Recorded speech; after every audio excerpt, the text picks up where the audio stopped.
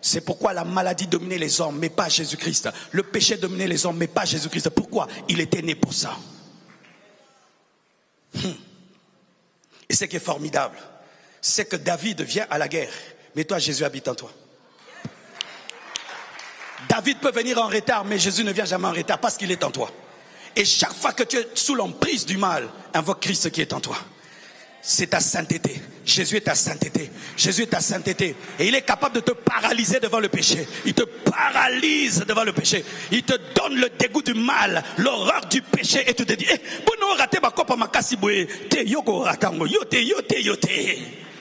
ça t'est déjà arrivé? Quelqu'un te parle en mal.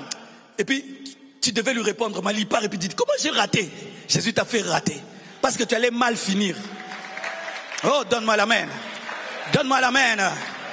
J'aimerais t'annoncer une chose. Tu n'es pas seul dans la guerre. Tu n'es pas seul dans le combat. Il y a David. Il y a Jésus. Il y a David. Il y a Jésus. Même si Josué a engendré Goliath, David vaincra Goliath. Partout où il y a Delilah, il y a le mystère de la seconde chevelure. Hey, béni soit Dieu. Que l'onction de Samson n'ait pas été dans sa jambe. Parce que si on te coupe la jambe, elle ne peut repousser. N'ait pas été dans sa main. Parce que si on coupe ta main, la main ne peut repousser. Mais si on coupe les cheveux peuvent repousser. Dieu étant le stratège qui peut lire l'avenir, avait placé l'onction là où ça peut repousser.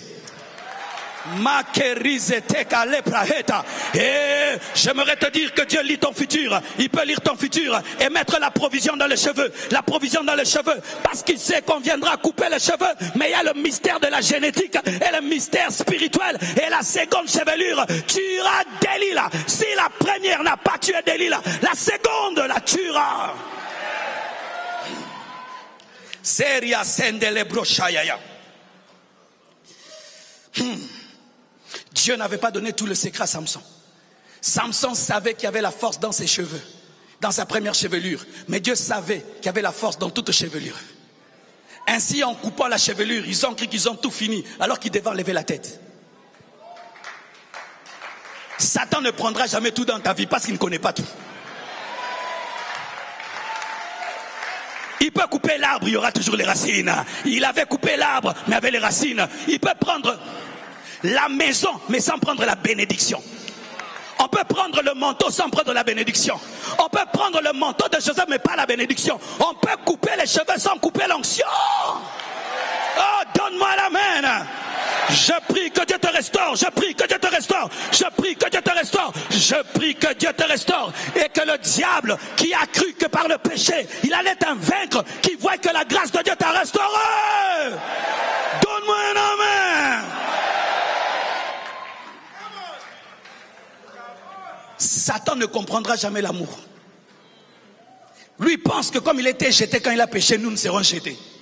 Alors que l'homme, Dieu pourvoit toujours le salut. Parce que les anges n'ont pas été créés à l'image de Dieu, mais l'homme a été créé à son image. C'est pourquoi il y a la surabondance de la grâce dans l'homme. Une fois le diable a péché, il a été abandonné. Mais 1000 fois, 7 fois le juste tombe, 7 fois il les relève. Je ne t'encourage pas au péché, je prêche que la Bible. La Bible est vraie. Si tu te répands, une autre onction viendra. Et Satan va dire, non, tu ne peux pas lui rendre ça. Non, il s'est repenti. Il s'est repenti. Frère, répands-toi, Dieu va te oindre à nouveau. Répands-toi, Dieu va t'utiliser à nouveau. Tu sais pourquoi tu vis? Pour te repentir. La vie, c'est l'occasion de se repentir. Voici une chose que les gens qui sont dans les shéols désirent vivre pour se repentir. Si je pouvais rentrer et me repentir, mais toi tu es, repens-toi. Mon frère, si tu meurs et tu te retrouves dans le feu, tu vas désirer une chose, revenir sur la terre seulement pour te repentir. Mais tu es sur la terre, repens-toi. Tu vois le péché là que tu as, c'est lui qui va t'amener en enfer. Mais pendant que tu es vivant, tu as l'occasion de corriger, corrige. Le péché que tu as, c'est lui qui va te faire rater le ciel et l'enlèvement. Alors comme tu as l'occasion, corrige. Débarrasse-toi pendant que tu es vivant, car seuls les vivants peuvent se débarrasser. Partout où il y a Goliath, il y a David. Partout où il y a Delilah, il y a la seconde chevelure. Partout où il y a Asdod, il y a la capacité de rentrer à la maison. Donne-moi la main. Ils prennent l'arche de Dieu. Ils mettent tout devant Dagon. C'est interdit de toucher l'arche si tu n'es pas sacrificateur. Lorsque Uza a touché l'arche, il est mort. Mais quand l'arche se retrouve chez Dagon, en Israël on pleure, Dieu nous a quittés. L'arche est devant Dagon. Le Dieu de l'arche dit, ça c'est quelle impolitesse qu'on puisse me mettre ici. Il donne un premier chido à Dagon. Dagon tombe. Le matin on trouve Dagon cassé en deux. On dit non, c'est un tremblement de terre. Peut-être il s'est un rat est passé par là. On le remet. Dieu donne encore un double patte, totalement détruit. Ils se disent, ça c'est anormal. Pendant qu'ils constatent l'hémorroïde entre dans tous les pays. C'est pas moi qui dis, c'est la Bible, va lire. L'arche est dans la maison de Dagon, mais les hémorroïdes se promènent dans toute la ville. Pourquoi? C'est l'omniprésent qui était là. Ils ont cru qu'ils l'ont mis dans une maison alors qu'ils remplissaient déjà Ashdod, Makeriada. Ainsi ils sont devenus les prisonniers du prisonnier. Ils sont devenus les prisonniers du prisonnier. Ils ont cru qu'ils avaient emprisonné l'arche, mais c'est l'arche qui les avait emprisonnés. Et ils ont dit, il faut qu'on se débarrasse de cette arche. Mais comme ce ne sont pas des sacrificateurs, ils peuvent porter. Et ils ont fait quoi? Ils ont acheté des animaux. Et Dieu a toléré que les animaux portent alors que l'homme ne pouvait pas porter. La grâce.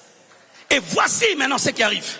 Ils prennent les animaux, mettent l'arche dessus pour dire, rentre. Si c'est Dieu, les animaux vont aller vers Israël. On va voir si le Dieu d'Israël existe. Mes frères, Dieu connaît ta localisation spirituelle. Personne ne te prendra ce qui est à toi. Dieu connaît ta localisation. Personne ne prendra ce qui est à toi. Dieu connaît ta localisation spirituelle. On met l'arche sur les animaux et il n'y a aucun homme. Et à gauche, c'est Israël. À droite, c'est la Philistie. On voit seulement. Les animaux commencent à dire, pourquoi celui qui a créé l'animal était sur l'animal et puis dit, va, j'aimerais t'annoncer le retour de la gloire. On ne dira plus Ikabod, mais on va dire Kabod. On va dire Kabod, Kabod. La Kabod va revenir dans ta vie à cause de la grâce et la miséricorde de Dieu. Vous savez pourquoi je prêche comme je prêche? Parce que si on ne prêche pas comme ça, on a un problème au Congo. Quand quelqu'un fait le mal, on l'enterre. Mais regardez Dieu. Lui-même est rentré. Il est celui qui cherche Adam et Ève après le péché sans invitation. Il pouvait dire, mourrez, je vais créer d'autres hommes. Il a pris la terre. Prends encore une autre terre, crée. Non, tout ce que Dieu touche devient excellent. C'est pourquoi Dieu ne peut pas le perdre. Frère, Dieu t'aime trop. Dieu t'aime trop. Sors de ce péché qui n'a pas ta valeur. Tu es un diamant. Sors de la boue. Tu es un diamant. Sors de la boue. Sortez de la boue. Sortez de la boue. Sortez de la boue. Vous êtes des diamants.